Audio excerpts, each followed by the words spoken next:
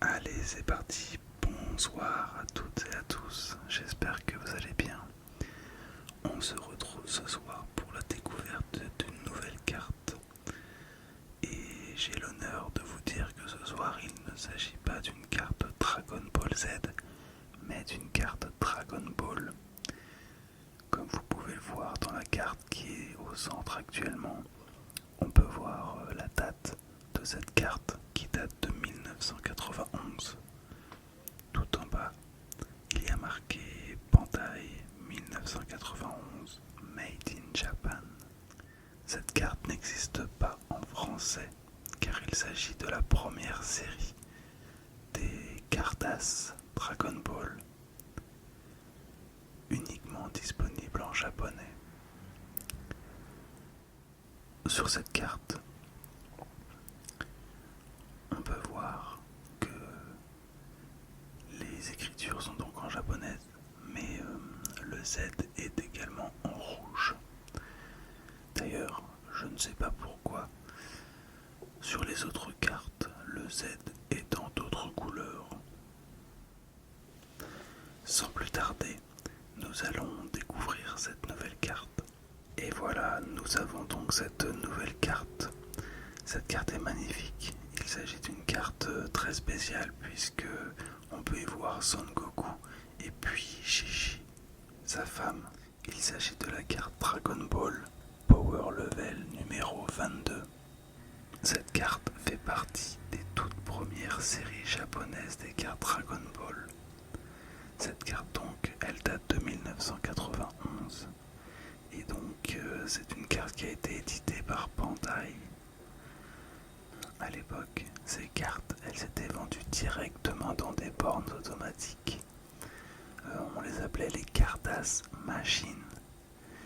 Et d'après mes souvenirs, il fallait quelques francs, enfin quelques yens pour pouvoir acheter cette carte. On y mettait une pièce et on tournait une petite molette et la carte sortait. C'était une carte aléatoire parmi des centaines d'autres. Ces cartes, elles faisaient fureur à la récréation, je ne sais pas si vous vous en souvenez. À mon époque, on jouait beaucoup à s'échanger les cartes et à se les montrer dans les petits albums de collection. Souvenez-vous, on les collectionnait, on les échangeait et on les comparait en fonction des power level. On pouvait se les échanger en fonction de nos préférences. Ça me rappelle un petit peu mon enfance. J'espère que vous aussi, c'est toujours agréable de revoir des cartes comme ça. La carte numéro 22, celle dont je vous parle aujourd'hui, elle montre deux personnages qui sont vraiment très importants parce que sans ces deux personnages, Dragon Ball n'existerait pas. Il s'agit donc de Son Goku qu'on peut voir à droite de l'image et puis il y a aussi Chi-Chi, sa femme, qu'on voit à gauche. Il y a tellement de choses à dire sur cette image, je ne sais pas par où commencer, mais on va commencer par les couleurs. On peut voir que le contour, il est violet. Et donc ça veut bien dire qu'il s'agit de la première série, puisque la première série de Cardass était en violet. On y voit le nom de la série qui s'appelle Dragon Ball tout en haut à gauche. Dragon Ball, dragon étant colorié en bleu et le ball étant en rouge. Ensuite, il y a tout en haut à droite le sigle qui est holographique.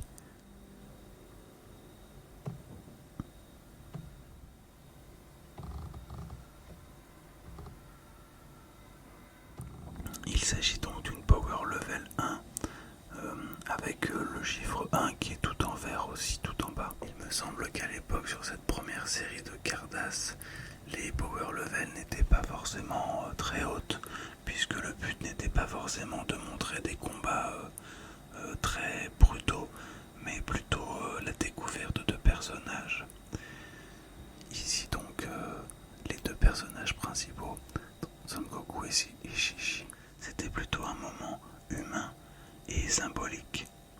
Là ici, il s'agit de l'union de Goku et Chi-Chi. Goku et Chi-Chi s'étaient rencontrés enfants lorsqu'il l'avait sauvé, et à cette occasion, Son Goku, naïf comme toujours, lui avait promis qu'il l'épouserait plus tard, et il a tenu parole. Des années plus tard, à l'âge adulte, ils se retrouvent lors du tournoi des arts martiaux et finissent par se marier. La carte 22 rend donc hommage à cette histoire. Et c'est à partir de cette carte que toute l'aventure va commencer, puisqu'ensuite ils auront des enfants, Son Gohan et puis Son Goten. Et c'est comme ça que Dragon Ball Z va exister. Le texte il est totalement en japonais, du coup je crois que je vais pas pouvoir vous dire ce que ça veut dire, mais j'ai fait mes petites recherches et apparemment il s'agirait d'un texte qui dirait: Son Goku et Chi-Chi s'étaient promis de se marier lorsqu'ils étaient enfants. Des années plus tard, ils se sont retrouvés et sont vraiment devenus mari et femme. Ce texte, il est un peu court, mais il résume parfaitement leur histoire. Et il montre un aspect très intéressant des premières cartes Dragon Ball. Elles ne servaient pas uniquement à jouer ou à comparer le niveau de puissance, mais aussi à raconter l'histoire des personnages. Sur le plan historique, la carte Power Level numéro 22 est donc une relique des débuts de Dragon Ball en tant que carte à collectionner. Elle appartient à la première génération, une période située entre 1988 et 1991. C'est dans ce créneau que Dragon Ball a commencé à s'exporter partout dans le monde et à devenir un phénomène mondial. Alors évidemment, ces cartes, ce sont des cartes qu'on peut collectionner et qui ont une certaine valeur. Celle-ci par exemple, elle peut valoir entre 20 et 50 euros en fonction des époques et des endroits où vous pouvez la trouver. Mais c'est même pas une question d'argent. En fait, au-delà de la valeur financière, cette carte, elle a une vraie valeur émotionnelle. Elle représente l'amour et la promesse tenue des deux personnages. Cette carte, elle va venir nous rappeler que Dragon Ball, c'est pas que des combats, c'est aussi une histoire qu'il y a derrière, une histoire d'amour. Et donc, au-delà de la valeur financière qu'elle peut avoir, cette carte, elle a une vraie valeur émotionnelle. Elle représente l'amour et la promesse tenue entre deux personnages mythiques. Elle nous rappelle que derrière les combats, les transformations et les puissances surhumaines, Dragon Ball, c'est aussi une histoire de relations, de famille, d'amitié et de fidélité. Et je pense que c'est surtout pour ça que cette carte numéro 22, elle est exceptionnelle. Elle est très spéciale. Cette carte, elle me touche particulièrement parce que déjà elle est très ancienne, elle date de 1991. Mais elle représente pour la première fois dans l'histoire des cartes Dragon Ball, c'est la première fois qu'on voit ces deux personnages. Donc c'est le début de tout. Sans cette carte-là, il n'y a pas la suite. Il n'y a pas Dragon Ball Z, il n'y a pas Dragon Ball GT, et il n'y aura pas ni les Dragon Ball Super, ni le jeu de cartes Dragon Ball Heroes. Alors qu'est-ce qu'on voit sur cette carte? Donc à part le titre tout en haut, Dragon Ball en bleu et en rouge, il y a donc le sigle tout en haut à droite, qui d'ailleurs est un petit peu, encore une fois, décalé sur la droite. J'aime bien cette carte. Chi-Chi, elle regarde Son Goku. Lui, il la regarde, mais on dirait qu'il fait une petite grimace, comme s'il n'était pas content. Toujours Son Goku dans sa tenue orange. Elle, dans une tenue typique japonaise, bleu et rouge. Elle est très contente, elle le prend par le bras. Cette carte, elle est vraiment super. Je l'adore.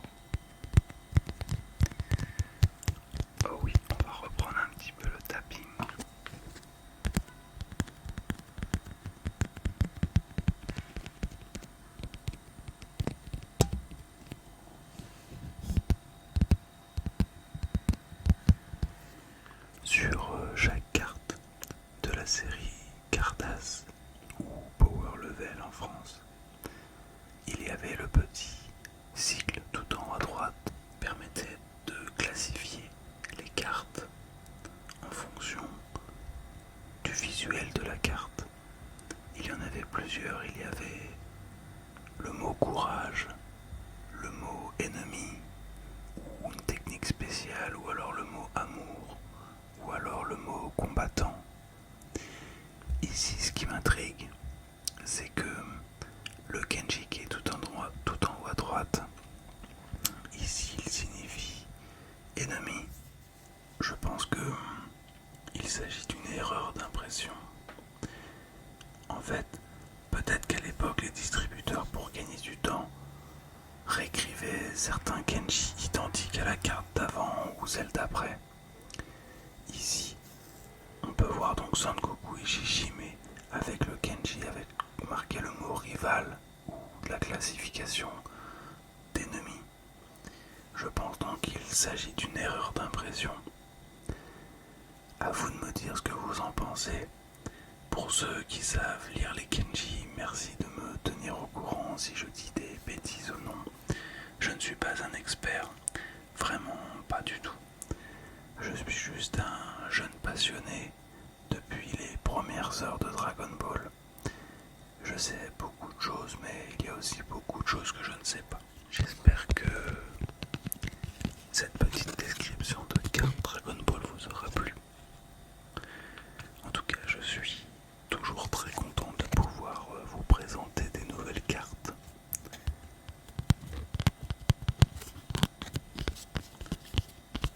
On m'a posé la question s'il était possible que je fasse des vidéos tous les soirs. Et ça me semble compliqué quand même. Tout d'abord parce que j'ai un métier qui me prend beaucoup de temps. J'ai aussi une vie familiale qui me prend également beaucoup de temps. Je fais donc ces petites vidéos de présentation juste pour le fun, juste pour pouvoir utiliser ce micro ASMR que j'aime bien, qui me détend. Et je trouve que finalement, en regardant un petit peu les premières vidéos que j'ai commencé à poster, je prends de plus en plus de plaisir à faire ce genre de vidéos, à taper sur des cartes et à entendre le résultat dans mes oreilles. C'est très relaxant, j'aime beaucoup. Et sur ce, j'espère que cette vidéo vous aura plu. Je vous dis à très bientôt pour des nouvelles aventures. À très bientôt, au revoir.